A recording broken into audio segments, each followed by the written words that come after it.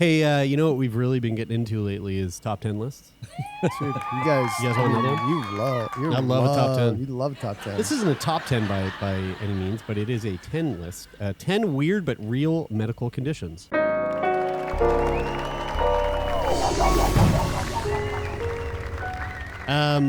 So, first of all, Edmonton, Vancouver, Calgary, thank you. Love you. Thank you. Guys, I have a funny message that I'll share with you guys that we got from an Edmonton.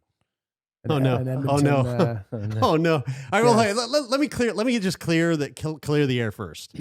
Well, no, I explained the reasoning. No. I know. I'm doing this for the listeners. Okay. Yeah. We had 3 live shows. All 3 were fucking great. They were amazing. Edmonton's just a bit of a sleepy town. It's just a little bit of a sleepy town, you know. And everybody that was there, I spoke to a number of people afterwards. They had a really great time. It was our bad that the show was way too long. It was. That was our bad. That was definitely our bad. But it was just a little bit like it was. You know, sometimes you get a crowd. It was a good crowd. It was like almost 100 people. It was just a little reserved, right? Also, like first show back on the road. That's too. right. And I was thinking, all right, we're dusting off the cobwebs. It's been a couple years. But I do gotta say, and I'm not picking favorites here because I love Edmonton. Every time we've done a show in Edmonton, it's a fucking time. But we went to Vancouver the next day and we did a show. And that show, I mean, the crowd that night, I don't know what the fuck was in their water over in Vancouver, what they've been drinking. Probably a bunch of alcohol because they popped off and shit went through the roof. It was amazing. Which led us to then have some choice words for Edmonton. Which we were joking. We obviously love Edmonton. You know, we've done a few shows there and it's always a good time. So thank you, Edmonton. Thank you, everybody who came to Vancouver. Big shout out to Quinn and Jeremie and Caden and Aisha in Calgary. All of our guests, they were so wonderful. And over the next, I don't know, few weeks through the month of October, we're going to be rolling those episodes out so that you can hear it because they were so great. And these two, Taylor, Brian are going to be away for a bit. So we're gonna fill that week in there with some of the stuff we've done over the last couple of weeks. But we want to just say to everyone who came out to a show, especially the folks that who haven't been out much, with coming off the heels of COVID. And perhaps some people that probably came out feeling like, hey, I don't feel comfortable in crowds. To those folks, we appreciate you endlessly. And we got to meet some really awesome people. And we really look forward to coming back to all 3 of those cities. Well, this speaks to a lot of those things. So just listen to the Vancouver episode after being one of your Edmonton crowd members. Oh, no. Was this direct to you? Or no, this was to us, but it landed in our other inbox, in the secondary inbox. And I want to say this as well. We were pandering to the audience in Vancouver. Of course, every time you get to a city and you say we're in this city last, and they stunk, and everybody in Vancouver goes, yeah, because we're the best. And then we get to Calgary and you go, hey, Calgary, guess what? Vancouver sucks. And everyone in Calgary is like, yeah, they do. Pew, pew, pew. Yeah, because they're all shooting guns and cracking whips over there. We didn't say that in Calgary. No, actually, no, we didn't. No, we didn't. Because Vancouver. I did. I whispered it. You guys didn't hear it. Because Vancouver was straight fire. Just listen to the Vancouver episode after being one of your Edmonton crowd members. And I will say, in my defense, I had a blast, but you are correct. It was a pretty dead crowd. Oh, no. I did think you would find this hilarious, though. I haven't gone out since the beginning of COVID to any event. I saw your show coming up. Love you guys and was so stoked. Took myself to the 9910 show in Edmonton with my best friend as the last month has been hard. And what a better group to cheer me up than you. My best friend and first dog, Maiden, passed away in my arms of a natural death. Oh. She was a bulldog. You can see where this is going.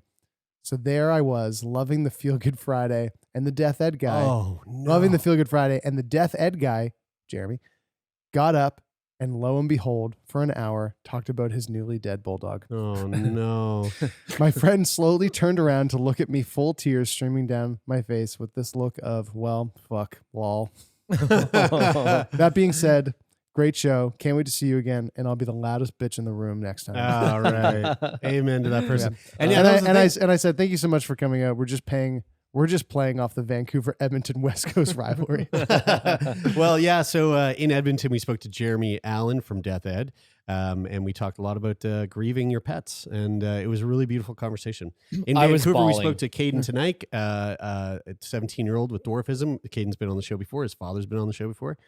And then in Calgary, we spoke to Aisha, who had a Takayasu's arteriitis and a heart transplant, and very, very endearing guest. Such a lovely story. Yep. Mm-hmm. But those stories will be coming up later. And right now, we have a bunch of shit to get through. And today, we were recording with Zach Churchill, MLA, here in Nova Scotia. And Zach's actually one of the people that was behind getting Trikafta approved in Nova Scotia. So it felt really nice to talk to Zach and to kind of get a bit of insight into the politics of approving new drugs and everything that goes on behind the scenes that we don't really get to hear much about. Mm-hmm. Fascinating conversation. It was weird when he said that, you had to do that thing if you wanted to keep getting Trikafta, like that thing personally for him. I thought we were talking about that did we record that? No, we didn't. It wasn't on the mics. Because I was Yeah, like, it's yeah. weird. I thought that Yeah. it was kind of a no strings attached thing, but it was. I didn't realize you had such a close relationship with him. Well, I didn't. I got the sense from you guys that that's not normal. And so I think we need to stop this bit. He could be our premier. What a great guy, though. What a great guy. But honestly, great guy. But in that conversation, we actually talked about a Toronto teen from back in 2011, Marshall Zhang. And we haven't had a chance to actually talk about this on the podcast really at depth. And so I did a little bit of research into Marshall. So here's the thing. When Taylor and I met, and you had told the story on the conversation with Zach that'll be coming out in the coming months, about how when we met, I was telling you about CF, and I was saying, I'll probably die by the time I'm 30. And but there was there had just been this thing in the news. And I was rolling my eyes. You were going, lol. Which and now I am vindicated. And so at that time, there had been something in the news that I was kind of like intrigued about, and I told you about it. So this story is from 2011. Teen discovers promising cystic fibrosis treatment. So a 16-year-old from the Toronto area used a supercomputer system to find a new drug combination that shows potential in treating the genetic disorder CF, and won top honors for his work. Marshall Zhang, an 11th grade at the time, student at Richmond Hills Bayview Secondary School, received first place on Tuesday, May 10th, in the 2011 Sanofi Aventis Biotalent Challenge, a contest in which students conduct their own research projects with the help of mentors. Cystic fibrosis, they go on to explain what it is. We don't have to do that. We all know. Dude, how does a 16-year-old know? Like, even them setting up that competition, Well, like, how the fuck is somebody so smart at that age? Because I was dumb. No, not everybody's created equal. yeah, that's Yeah. right. And this kid definitely is up and above, well beyond most of the students in his year. So he has a TED Talk, and I'm actually going to play a segment from the TED Talk, which the segment's a little bit long. We'll sit through it. It's like 2.5 minutes, but it's quite fascinating. But in his TED Talk, which he doesn't explain here, he met some guy who was like a research assistant at some sort of like science, fair convention or something, an event. I see where this is going. And the guy kind of sparked an interest in Marshall. And the guy wanted to employ this interesting marketing tactic where he used the kid to prop up his own research. Well, no, not even. So he split from this guy. Brian Brian really doesn't believe in Marshall. Brian, do you believe You're a that Marshall naysayer. Are you like one of those people that thinks that like you got to be a certain age to know? I mean, call me a tinfoil you your hat dad? wearer, but I'm just saying I'm a little skeptical. Well, here's the interesting thing. In Marshall's work, he ended up kind of hitting up his mentor, which was a university professor. And the university professor for the first little bit was kind of like, nah, kid, you're a kid, and I'm not going to fuck with this. And he pushed and he pushed and he pushed. And finally they're like, all right, fine, come on in. And they gave him access to the supercomputer, which is where he actually did this thing. At his mentor's lab, Zhang used the Canadian SciNet supercomputing network to investigate how two promising new compounds acted against the defective protein responsible for the condition. So here's the segment from the TED Talk. For the next 7 months, from September to March, I worked on cystic fibrosis. the most common fatal genetic disease among Caucasians, a disease where your lungs fill up with a thick, sticky mucus that prevents you from breathing and provides an incredible breeding ground for deadly bacterial infections. A disease for which almost all current treatment is limited to clinical care that only addresses the symptoms of the disease, like mucus thinning agents or antibiotics, instead of the fundamental molecular cause. For those 7 months, I worked on Canada's most powerful supercomputing cluster, SciNet, looking at the interactions of small drug-like molecules with the protein that, when mutated, causes cystic fibrosis. And let me tell you, it wasn't all fun and games. I had never programmed anything in my life before. And so when I logged onto that supercomputer for the first time, and I just saw, it was literally like the Matrix on my computer screen, I was horrified and scared, and I didn't really know what to do. But after 7 months of bumbling around here and stumbling around there and a whole lot of Googling, I managed to get some pretty interesting results by March. My computational simulation suggested that if 2 particular small molecules were used in combination, they would be able to produce a synergistic effect in the rescue of the basic defect that causes cystic fibrosis. But all of this computational data, it's interesting, but it doesn't really hold a lot of weight unless there's some experimental verification. And I had signed up for a few science fairs in May, and all I had at this point in March was just some simulations. And so I needed some kind of experimental verification. But there was no time to get it. The only chance I had was during March break, 5 days, just enough time for a single experiment.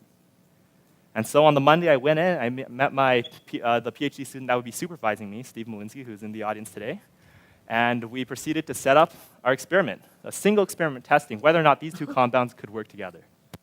The days passed, and by Friday at around 3 or 4 p.m., we got the results. And when I looked at the results, I saw that not only were the 2 compounds working together, they were working together so well that they almost doubled the effect of the most potent corrector compound known to date. And so with that single experiment, I went off to my very first science fair in May. I managed to win first place at the regional level and then at the national level. So what he's basically saying there Is I'm smart as fuck. is A, I'm smart as fuck. B, he's essentially saying, because all of this is prior to, or can be, prior to Kaleido, prior to Trikafta. What I'm gathering is that this kid fundamentally found the key that fit into the lock that allowed pharmaceutical companies to create those modulating drugs, which ended up becoming Trikafta. And he was grade 11. That's bananas. Isn't that fucking wild? Yeah. Do you think that guy's got money now? Yeah, he's the CEO of a finance company now. That makes sense. He learned how to computate. I have a feeling maybe he got paid. I don't know. We should see if we can get him on the show. But I have a feeling like AstraZeneca or Pfizer or someone was like, look. Well, he might hold the patent. We're gonna to some of those. We're gonna pay you a bunch of money and then we're gonna go make that drug. And then he was like, cool, I'll take that money and I will take over this finance company. Well, he might hold the patent, or he might have held the patent and then he might have sold it to the pharmaceutical companies to so that they could produce the drug. So I think, moral of the story here is that if you're a kid listening to this and you're in grade 11 and you think you have some big ideas, fucking shoot your shot. Shoot your shot, motherfucker. See if you can outshoot Marshall. If only I had access to a supercomputer.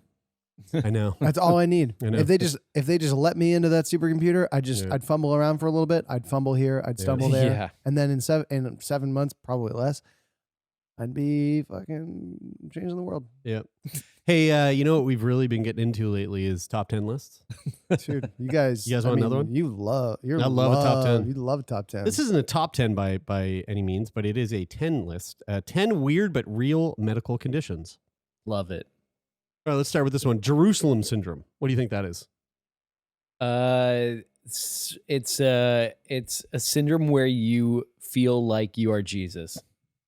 Oh, wow. That's a good answer. That's the best I got. I'm going to go with the same as Brian. Well, Brian already read this, so I think he kind of nails it. Unless you've read comedian Mark Maron's memoir, The Jerusalem Syndrome, My Life as a Reluctant Messiah, you probably don't know much about this psychological disorder. Did he actually? That's actually a book? Yep. Is it a joke that he's writing it? Like, is it? No, I mean, I think satirical Mark Maron's like a pretty self-identifying narcissist. So I think there's a little bit of a certain narcissism. It's legit. So it occurs when a visit to the Holy Land triggers obsessive ideas about religion and even messianic delusions. I think so. Messianic delusions. The condition can affect anyone regardless of religion. Symptoms may include compulsive cleaning and grooming, wearing white robes, and sermonizing. Sermonizing. You know what's funny is I think I know someone with this syndrome. I think we all know someone. Oh, I know who you you're talking mean. about. Yeah. Say his name. Yeah, Zach Churchill. Just kidding, Zach. Sufferers without a pre-existing psychiatric condition typically return to normal within 5 to 7 days, feel some shame about their behavior, and recover completely. Says Christine Montrose, a MD, assistant professor of psychiatry and human behavior at Brown University. Here's another one that I this would be really hard, but I love that this exists. It's just fascinating. Foreign accent syndrome. Oh, yeah. I've heard of this many times. This rare condition causes people to develop a foreign accent. You know what's funny about this syndrome is that it's so problematic in today's climate. Oh yeah. And I've got a clip to show you exactly what I mean. The disorder is caused by damage to part of the brain associated with speech, which is so interesting. So stroke is the most common cause, but trauma, tumors, and other neurological conditions such as MS may also cause patients to begin speaking with a different accent. Montrose went to say. According to Mark Hallett, MD, chief of the medical neurology branch at the National Institute of Neurological Disorders and Stroke in Bethesda, the accent usually isn't very good, and native speakers can recognize that it's not authentic. See, that's the craziest now part again, of it. It's like your British accent. Yeah, totally. Now I want to preface this with that it's not funny. It's not like this would be really hard for someone to have. But you can see the humor here. And so, but I'm going to show you this clip, and I'm going to ask that you don't laugh, okay, during this clip, okay? So it's going to be very hard. So don't laugh. It's not funny. This is hard. Cindy Hastings is fourth-generation Australian. She's never been to Europe, but you'd swear she was born there, such as her thick Eastern European accent. Where do you think she is from? I would say probably Croatia or... Okay. It's interesting that you perceive it that way, because I'm actually Australian. Oh, okay. I'm born in Sydney and Australia all my life. Oh, wow. Cindy is a victim of the curious condition known as foreign accent syndrome. Don't laugh at this one. It's rare, its causes vary, but all those affected literally wake up one day sounding exotically different. Bat. Butter. Batter. Butter. Battery. Battery. Battery charger. Battery charger.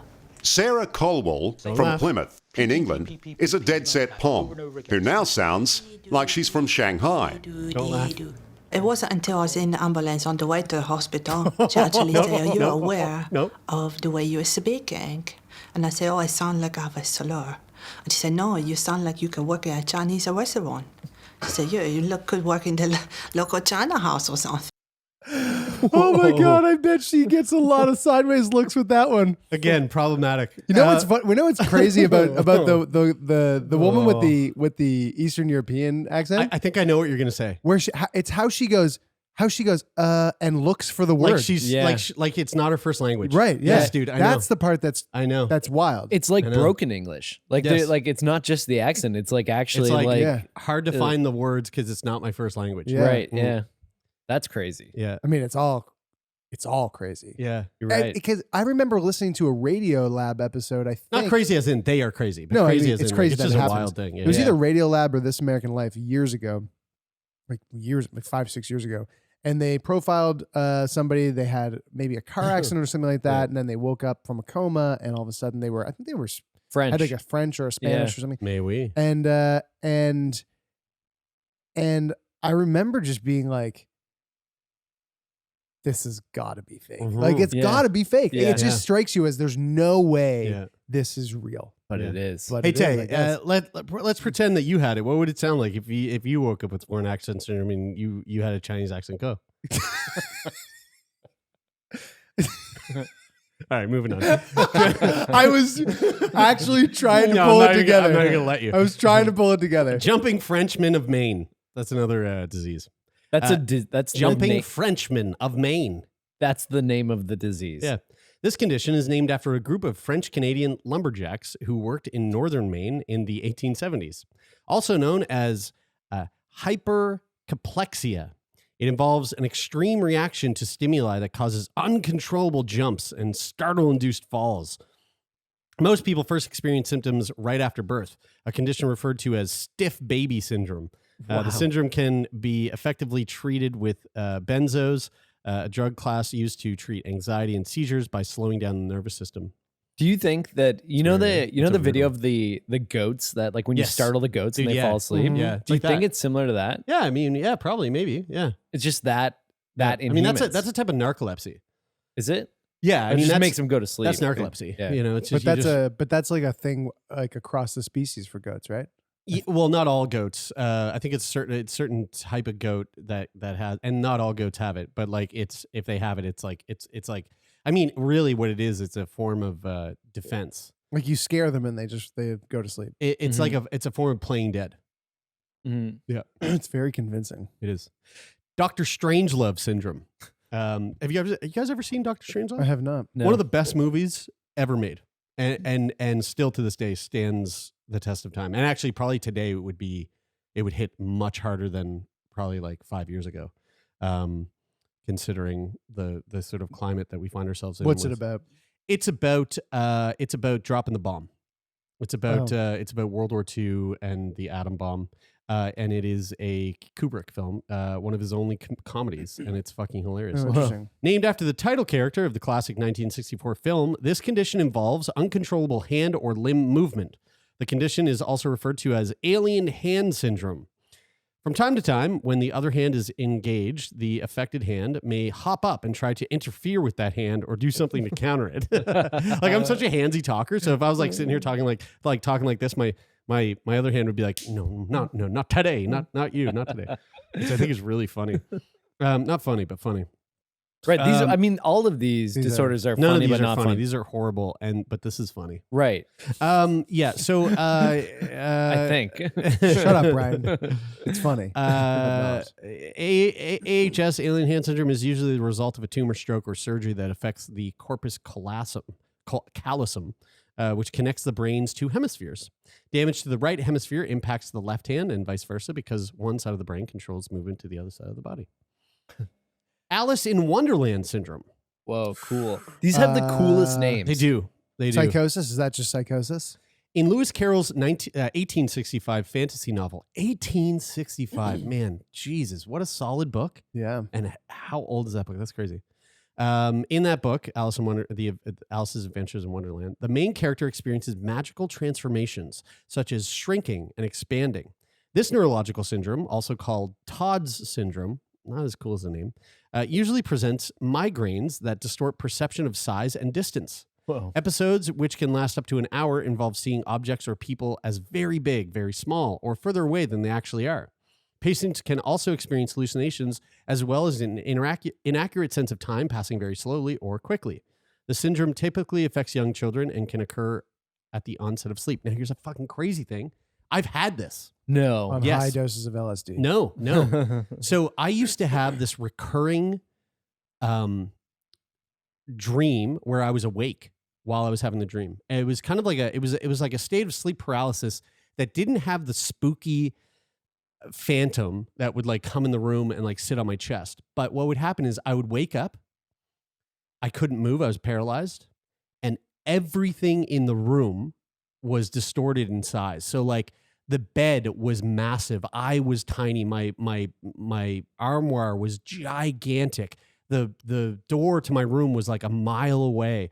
Everything was huge and long and extended, and I was so tiny. And that would happen to me once a month, and I remember going to my mom one morning, going like, "Hey, I tried to explain it to her, and she was like, "Oh yeah, you're just having a dream." And I was like, "No, I know, but like this is way more than a dream. Like I'm awake." Were you sure that you were awake too? Yes, 100%. Like I'm awake. Like I'm just laying there going, "Oh my god!" Like I can see my room. It's dark. Like my eyes are open. I can't move. And that's how it felt. So I don't know. Maybe I wasn't, but like I used to have this. Very real. I used to have this episode that was like sleep paralysis, and I would wake up and I would sit up on the edge of my bed and I would actually be able to sit up, but then I wouldn't be able to move. And there would be a herd of spiders running across the floor. Just like the so whole fucking floor terrifying. covered in spiders. I had the exact same thing, and then I'd pee on them. Yeah. And that is not when you were a kid. That was when you were a full grown adult, and you actually were just peeing on your laundry. Usually happened after a night of heavy drinking. Here's a cool one: Geographic Tongue. Here's an image. Look at that. Okay. Isn't that cool? Yeah. So, geographic tongue, this oddly named syndrome involves psoriasis-like symptoms of the mouth in which harmless but potentially painful lesions develop on the tongue.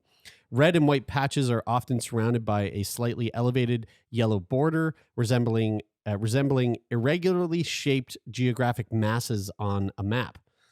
These lesions can cause a burning sensation or irritation.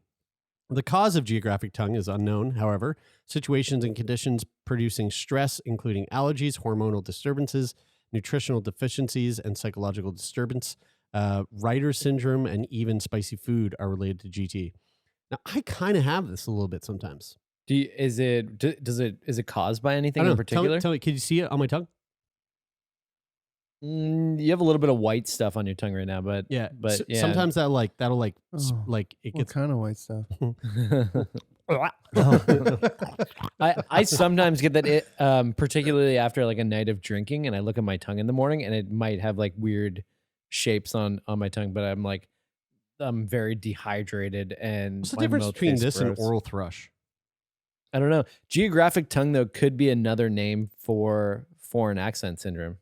Yeah, right? Like oral thrush, also called oral be. candidus, is a condition in which fungus candida accumulates in the lining of your tongue.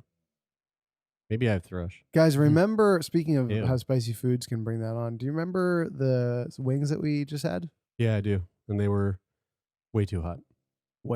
Had to sign a waiver, and good thing. Way too hot. All right, here's another interesting one. Human werewolf syndrome. That's cool. Not even laser hair removal can permanently control excessive hair growth caused by this genetic disorder.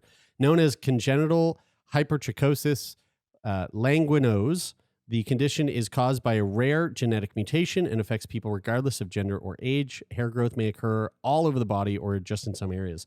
And you guys have probably seen images of this. I don't have one prepped here, but it's like there's like images of like werewolf kids. You know, it's like 2 or 3 kids in the same family, and they just covered in hair. That was on like TLC. Yes. It's like a TLC show about that. Yeah. This one is so sexy. That's totally what it is, dude. TLC, man. How TLC is just a dumpster fire now. This one's really hot. Fish odor syndrome. This inherited metabolic disorder is triggered by an enzyme deficiency that prevents the breakdown of trimethylamine, a chemical byproduct of protein digestion responsible for the offensive smell associated with decaying fish. As a result, a fishy odor is detected in the urine, sweat, and breath. There's no cure, but symptoms may be reduced with TMA-free diet that avoids legumes, peanuts, eggs, and certain kinds of fish and meat. That's what a dog's asshole smells like when they need their anal glands, when their anal glands are impacted. Loki's breath smells like that sometimes. I've never had. He's never had it in his He's never had it in his pee. Or It's kind of like what you have, Ted, just coming from your body. Yeah. Yeah, 100%. Yeah. Yeah. All right, last one here. Sucks to be me. And we actually had this, we did this on the show once. Exploding head syndrome. Whoa. Imagine hallucinatory sounds like gunshots, cymbals, or explosions going off in your head as you try to sleep. Even though it does not cause physical pain or swelling, the symptoms are alarming and disruptive. Some people have it once in their entire life, whereas some people might have it 7 times per night. The condition is likely brought on by insomnia, general sleep disruption, and certain types of anxiety, according to Dr. Ben Sharpless, who stresses the benefits of keeping patients informed. Believe it or not, it's just educating patients about the condition and reassuring them that it's not dangerous can lead to a reduction of episodes in some cases, he says. Crazy. So there you go. Can you just look straight into 10? Can you look straight into the camera? And what are these things called again? They're weird. It was 9. What were they? Weird medical? 9 weird but real medical conditions. Can you do that? I mean, the title says 10, but it's really not. Can you just look straight into the camera and just repeatedly, one after the next, say weird medical conditions, part 1, That and then shows- do it all the way up to part 9 so that I can just make TikToks of these. Sure. Okay, here we go. Weird medical conditions, part 1. Jerusalem syndrome. That's Foreign accent syndrome. You got to do part 2. Oh, No. oh, sorry. Wait, no. but do I go do them all? Yeah, yeah, Oh, yeah, okay. yeah. All right, all right. Everyone will be fine with this. Yeah. Jumping Frenchman of Maine syndrome. This is fun. Dr. Strangelove syndrome. Alice in Wonderland syndrome. Geographic Tongue. Oh, you're doing them. Are you doing everything? Human werewolf syndrome. Oh no. Fish odor syndrome. Oh god. Stinky. Oh, thanks for the extra commentary. Exploding head syndrome. Oh, so animated. Stay tuned for part 2. How's that? Guys, I'm fucking TikTok. I'm gonna ready. I'm gonna make each one of them their own video. So we'll do part 1. Okay. Will be Oh, here, the first okay. one. No, Part no, 2. no, please don't. No. Stay tuned for part 2. Stay tuned for part 3. Stay tuned for part 4. Stay tuned for part 5. Stay tuned for part 6. Guess what? There's a part 7. Stay tuned. Stay tuned for part 8. Stay tuned for part 9. They said 10, but there's only 9. There you go. Dude, that's so You're sick. welcome, audio audience. That's like 10 weeks of TikTok content. John Cena sets a new Guinness World Record by granting 650 Make-A-Wish wishes. Dude, John Cena's fucking killing Dude, it. that guy is fucking nuts. He's like the new What's his Rock. schedule? How He's trying to be the new how Rock. bad do you think that he would fucking pile drive you if you spent his money on the dumb shit that you did? Dude, You could just take it back. I would spend that money on that same thing just to get pile drive by him. Yeah, you would. The Guinness Book of World Records recognizes the actor and WWE superstar for the most wishes granted through a Make-A-Wish Foundation, coming in at 650. Cena has become one of the most popular wrestlers in the history of WWE since his 2002 debut. He granted his first wish in 2002, and in 2012 he granted the foundation's 1,000th wish. Isn't this is fishy to me, you guys? Why? Like, because who at Make-A-Wish is being like, hey, here's a few things. He must be in the brochure, because like I'm sure that they show up. Like, did they give you some Absolutely like not. they don't give you any literature that's Dude, like, here's some absolutely of the not. things you can choose No. from. Think about it this way. If Sorry, I was smart as a kid, I would have said, I want to meet the Undertaker. And they would have been like, okay, easy. You definitely wouldn't have said John Cena. No, because John Cena was after my time. Right. For me, at the time when I made my wish, it was The Undertaker, Triple H, Stone Cold Steve Austin. Triple H. Yeah. So what you're saying is John Cena has the most loyal kid fans. All the kids love John Cena. Sorry, Brian, are you suggesting some sort of like nefarious conspiracy that John Cena's like is running in the background of Make-A-Wish Foundation? Hey, I'm not suggesting anything. I'm just the guy here asking the questions. Yeah. Oh, okay. For those of you who don't know, the Make-A-Wish Foundation helps fulfill the wishes of children who have been diagnosed with a life-threatening illness, targeting children between 2.5 and 18 years old. They can choose to meet a celebrity, go to an event, even give a gift to somebody else, or spend a bunch of money at a mall. The Guinness Book of World Records verified. It doesn't say that there. They wrote it here. No, they didn't. didn't. That's what they were like. That's a huge gift that everyone asked for. Fucking, that's weird. What's this? This is from NPR. Interesting. Must be real. The Guinness Book of World Records verified the 650th wish granted on July 19th. We're thrilled to celebrate John Cena and his involvement in the Make-A-Wish Foundation, the Guinness Book of World Records told NPR in a statement. In 2015, Cena fulfilled his 500th wish. I can't say enough how cool it is to see the kids so happy and their family so happy. I truly want to show them that it's their day, he said in a video produced for WWE's YouTube channel. I just drop everything. I don't care what I'm doing. I'm going to show up and I'm going to smack that kid right in the fucking mouth, he said. Oh, okay. I when I read this, I had misread it. I thought that he was like personally funding these wishes. He's the most requested. Oh, he is the wish. Yeah.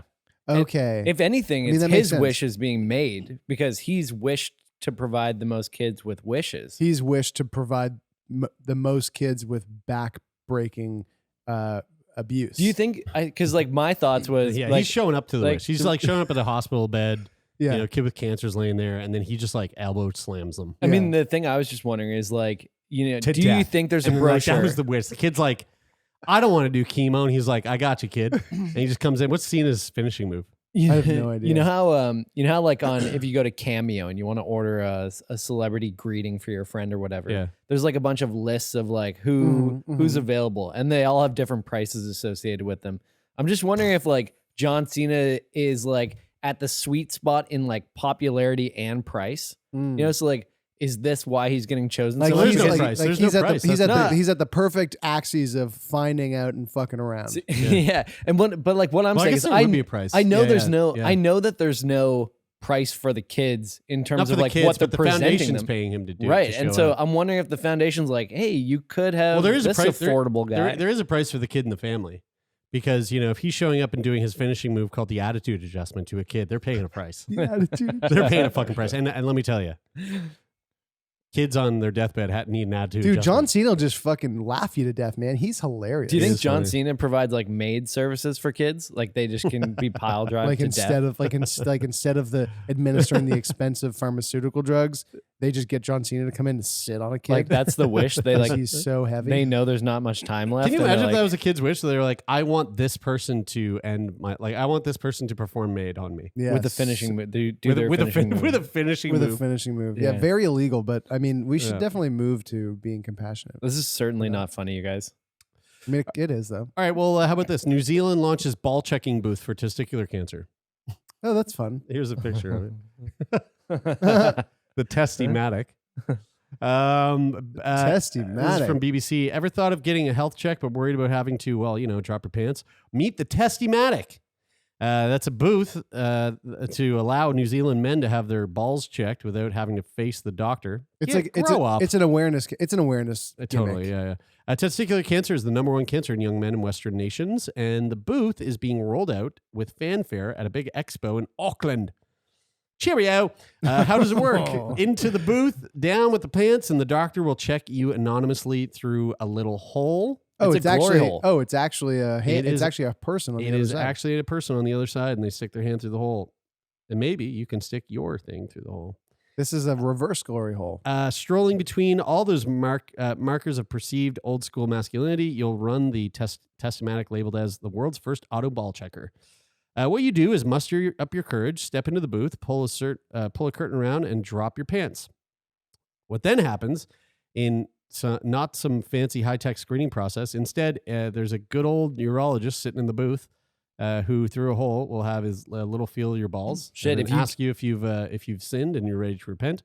The project is in line with Testicular Cancer New Zealand's goal to raise awareness of the illness. The cancer has very high rates of being cured, but it all depends on how early it's diagnosed. If According they find a lump, is it called a sorry hole? So like, sorry, you have cancer. Yeah. We can cut that. We'll just cut it. No, Or like we can put in some laugh, like a laugh track or something. we'll leave Laugh it. track, yeah, let's do that. Laugh track's a great idea. Might help.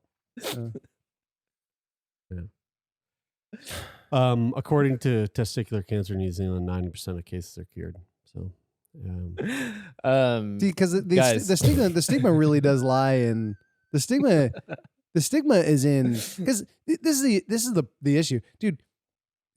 Dudes are feeling their nuts on a super regular basis. It's not about finding the issue. It's about telling somebody about the Yeah. issue. I just don't understand how a guy sticking his hand through a wall and fondling your balls is going to be able to find anything better than you just checking your own nuts. That's what I'm talking about. Yeah. I don't think Well- I don't think it's a problem with well, no. a doctor's probably going A to doctor's going to pick it up yeah, better than you yeah, could yeah, probably. Yeah. But like, don't you Like think the you'd amount be of able- I times, mean, like I'll do it right now. Like the amount of times I've fondled my balls and gone, "Is that a lump?" you wash and- your hands, And then I go, "Oh, my balls are clean, dude." I just I'm showered. like, I got didn't say they clean-ass weren't. balls. I showered Also, literally I before have a came here. bidet, and sometimes I just bidet my nuts. I bidet my nuts. So There's a joke there, but I don't know what it is. yeah. Something about I don't Yeah. know. I don't feel anything there, but sometimes I'll feel something. I go, and then I go, "Oh wait, no, that's just like Something like that's I like lymph my nodes. that's my malformed vas deferens." something like I bidet You know? D's nuts or something like that. I'll bidet these nuts across your face. Yeah, sorry hole was a better joke, you guys. I don't know about that. he laughed at my joke, so anyway, I didn't need a laugh. I Pandering. didn't need a laugh track. Kind of my joke. It was kind of a collaborative. Pandering. Hey, do you guys know that humans have more than 5 senses? Yeah. I mean, yeah, I think we watched the video and I heard it, or you were looking at it. I heard it in the background and I said, that is an excellent point. Yeah. So when we think of human senses, we think of eyesight, hearing, taste, touch, and smell.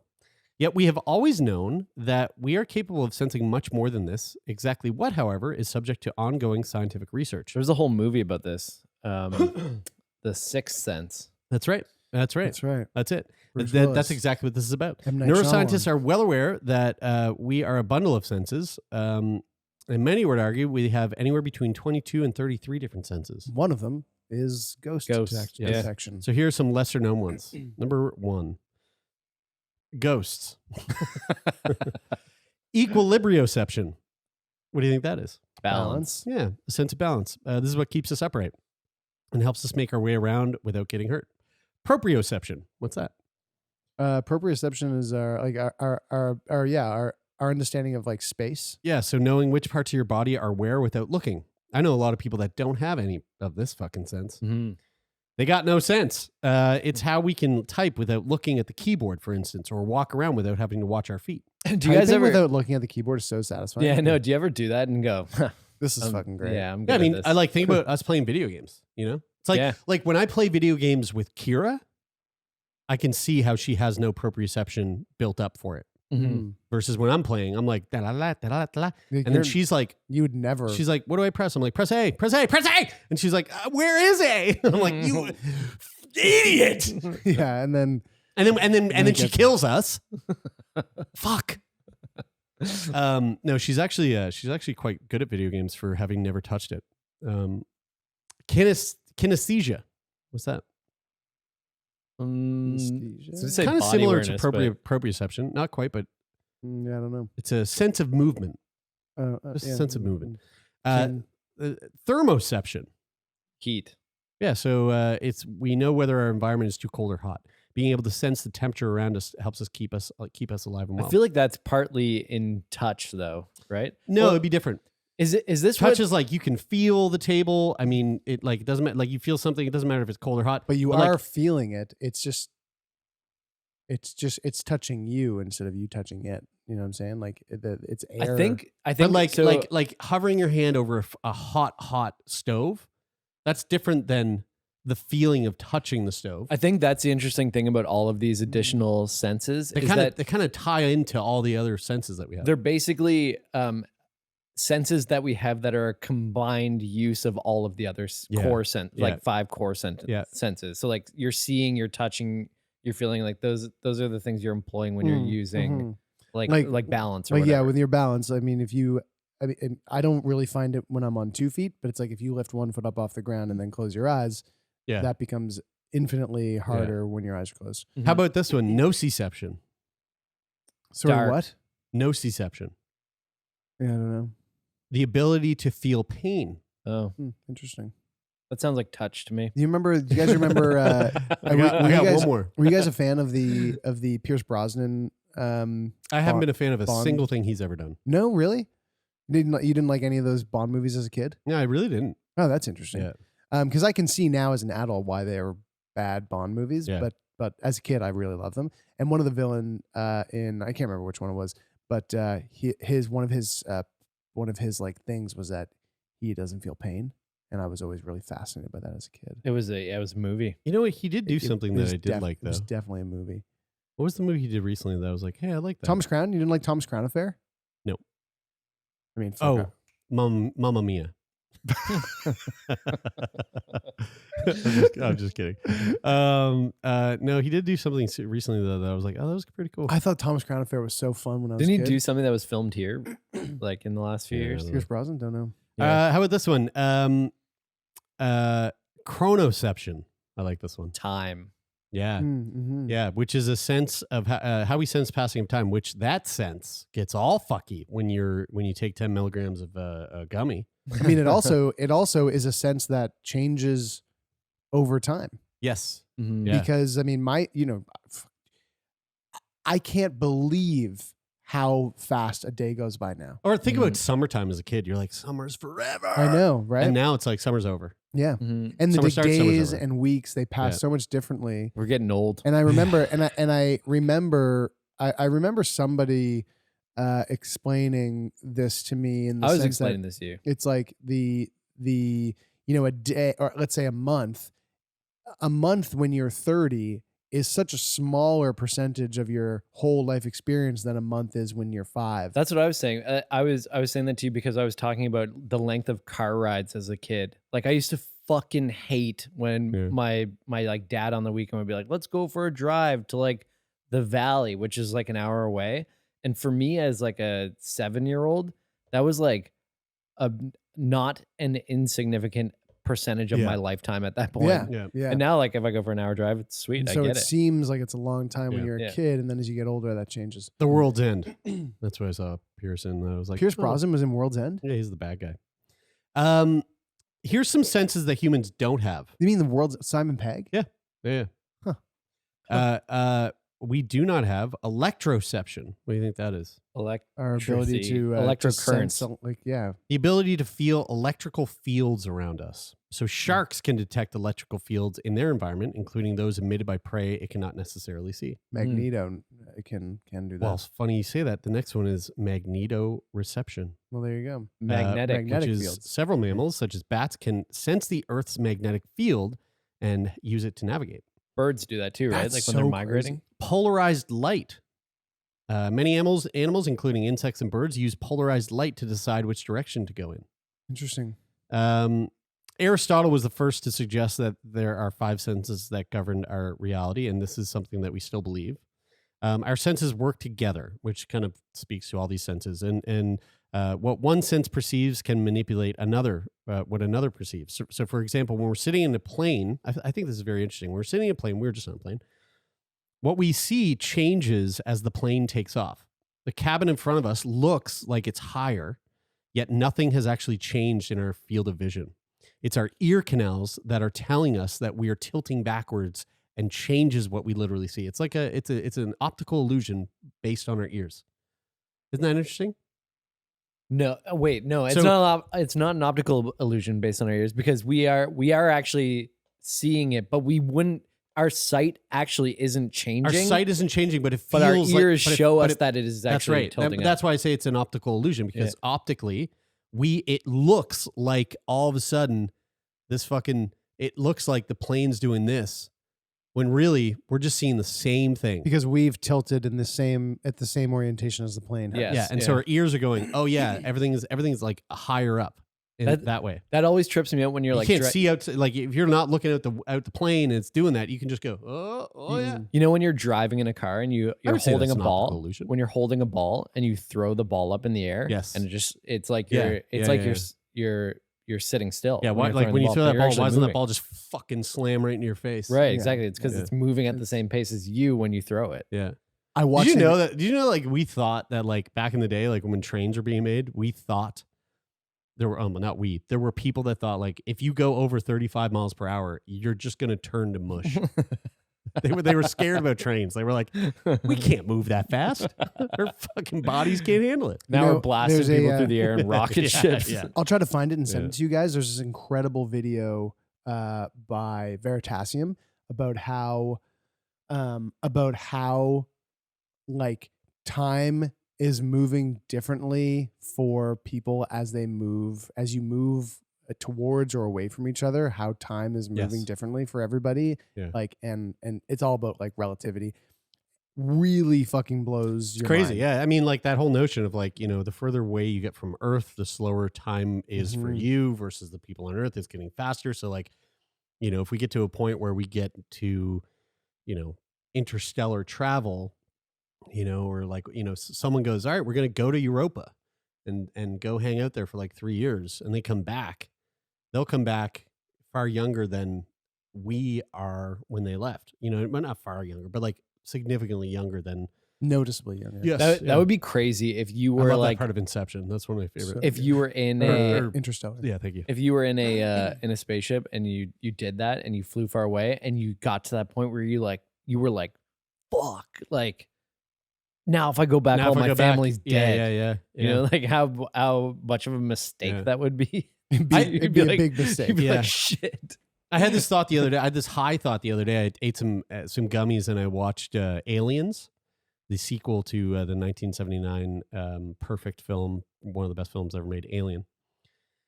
Two things interesting. While I was watching, I was like, man, it's so fascinating. It's so rare that you see a movie in a franchise where the sequel is tied exactly to the same story as the first film, same character, same universe, same timeline. Yet the first movie is a fucking horror film, and the sequel, is just a straight up action. Like totally different genres. I thought that was just like, man, that's so cool. Because I can't think of any other movies that are like the first one's a horror and the second one's a completely different genre. But the high thought I had was Ripley, kills the alien in Alien in the first movie. She goes into cryogenically frozen state, floating through space, hoping to get picked up by a rescue crew. She gets picked up by a rescue crew 52 years into the future. They bring her back to Earth, or at least the space station just to off Earth, and they wake her up. And they're like, oh, like, and she was frozen. She was cryogenically frozen. She's the same human that she was when she got into the cryo booth. And they wake her up and they're like, yeah, it's crazy that like you survived it there that long. And she was like, how long was I out? And they're like, you were out for like 57 years. And she's like, oh, fuck. And they're like, yeah. So everybody is now like 90 or dead. Yeah. And I was like, my high thought was like, oh my God, being cryogenically frozen is one-sided time travel. For you and only you, it's time travel. Into the future only. Into the future only. One way, and one-sided. One way, one-sided time travel. For everybody else, they grow, they age. For you just skip through time. I don't know why Isn't you that cool? wouldn't want to be cryogenically frozen, because there's two things that happen. I think it'd be very. I mean, we talked about this in our live show, in Edmonton. Yeah. And this was a really I never thought about. So we were talking about Alcor, And everyone just fell asleep. we were talking about Alcor, which is the company in the U.S. in Arizona that is taking. They have, I think, right now in the world, there's somewhere north of 500 bodies and or brains that are cryogenically frozen, with the hope that in the future, science will advance to a point where we can bring those people back to life.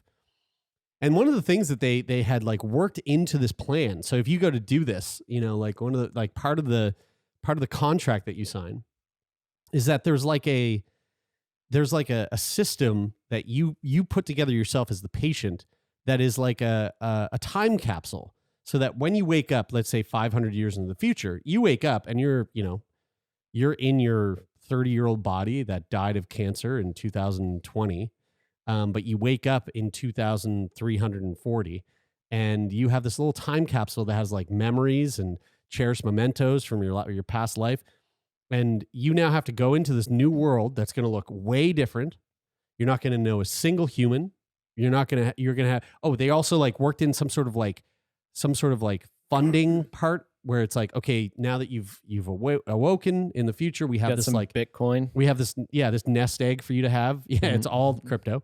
And so now you can like live your life. You can kind of start over again. See, that is actually one of the most fascinating things. That's so traumatic. Because if you were like, this was going to be like 200, 300 years in the future, and you just gave that to somebody who was just like really conservatively managing your money, you would have a lot of fucking money. Yeah. Totally, yeah. A lot of fucking money. Yeah, But there's really like, but when you get cryogenically frozen, there's like two potential outcomes. The first one is they unfreeze you and you just die. Like whatever happens, it just doesn't fucking work out. The second option is that you come back. I know, in but the what future. I know, but what I'm saying is there's a trauma that goes with waking up 500 years into the future. Totally, but you must be somewhat aware of that going into that process, right? Like you don't just accidentally get cryogenically frozen. So when you get cryogenically frozen, you come back and you're like, oh fuck. Yes, yes. But here's the thing. Here's the thing. You decide to do this. You don't decide to do this while you're alive and go into the freeze. You do this, you die, all of a sudden. Then you get frozen, and then all of a sudden you're waking up and you're going, it worked. Oh fuck. What year is it? And they're like, it's 3002. And you're like, oh, fuck. Dude, Did anybody else survive? Like, did you freeze any of my family members? Like, fuck no. They thought you were crazy. So you already said goodbye to your family. I mean, yeah, I know, but it would still be so jarring that I think you would just go crazy. Dude, I would be so No, I pissed don't if think they woke me up in the year 3002.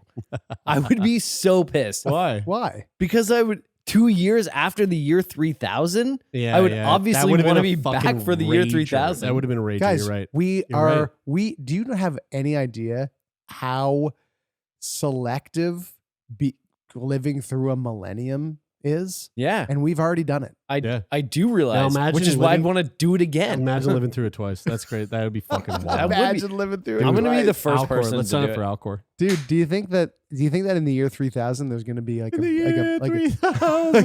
there's going to be like a big widespread internet scare? The No, Jonas there's- Brothers. no, dude. Y3K? No, Y3K is going to be a global orgy.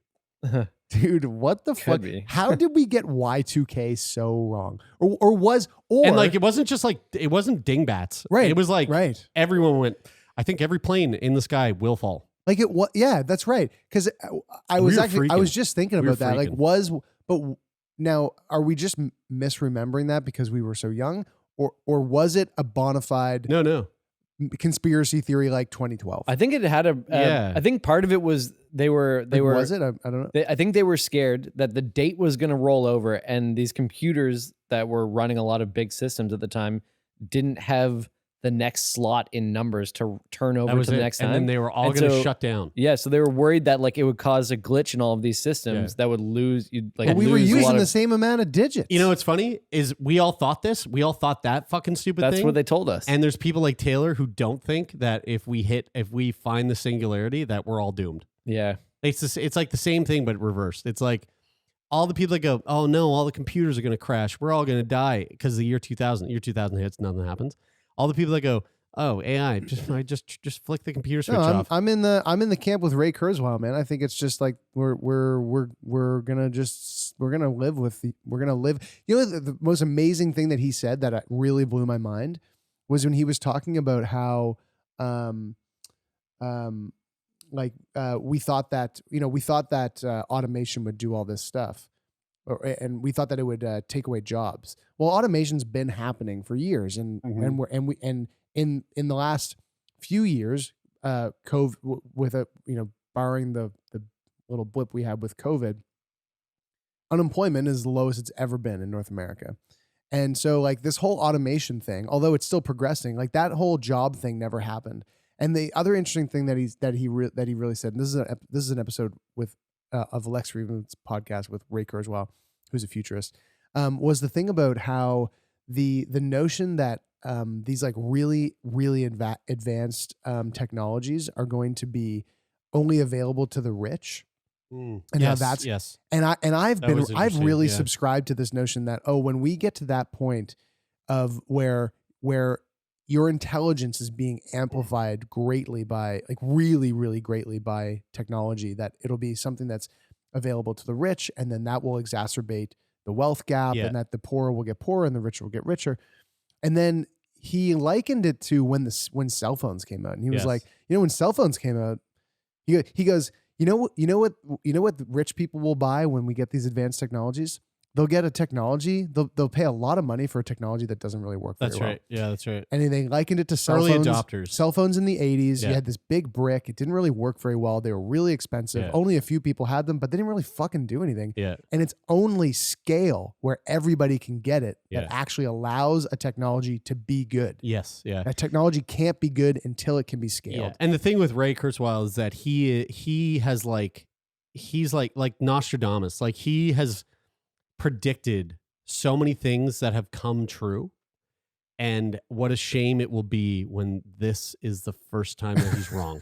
You know what? I think that, I mean, you guys are both forgetting so soon that we started this podcast off talking about a fucking supercomputer called Skynet.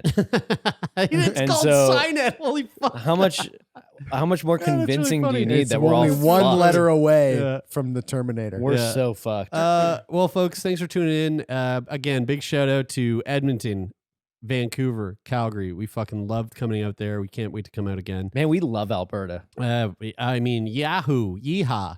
We remember when we shit so hard in No. Alberta during COVID? No. yeah. We do love coming out there though, and we had such a great time. We thank everybody for coming out to the live shows. Such a fucking fun time. And hey, Toronto, can't guarantee anything, but We're thinking about it. there might be an opportunity for you to come see our live show in a month that rhymes with Movember. So keep your eyes peeled. It could happen, and we hope it does. If you want to support the podcast, come join us on Discord. The Discord link is in all of our show notes. Conversations happening over there. You can help produce the podcast, and hang out with our lovely patrons. You don't have to be a patron to join, but if you join Patreon, you get better channels on the Discord. You did. And if you want to support further, leave a rating and review on Apple Podcasts. We ask you all the time, and we'll continue to ask, so do it. And you can leave a rating on the Spotify mobile app. And you can tell us what you think about us as individuals, as a collective, any ideas that you might have, anything that you want to say about yourself or your experience or your thoughts on the podcast. Letters at sickboypodcast.com. And if you want to be a guest on the show, go to sickboypodcast.com/contact and fill out the guest form. And thanks as always to the folks who help make this show happen. A huge thank you to Rich O'Coin, who does the theme music that you're about to hear and the theme music that you heard at the start, which is both the same song. And you can go and listen to that whole song and a bunch of other dope songs over on great places where you listen to music, preferably not the music providing apps that take all the money away from the artists. Bandcamp. Go to Bandcamp. Go to bandcamp.com. And a huge thank you to Jeff Lonis, our manager. We love you, buddy. That is it for this week. I'm Brian. I'm Taylor. And I'm Jeremie, and this is Sick Boy.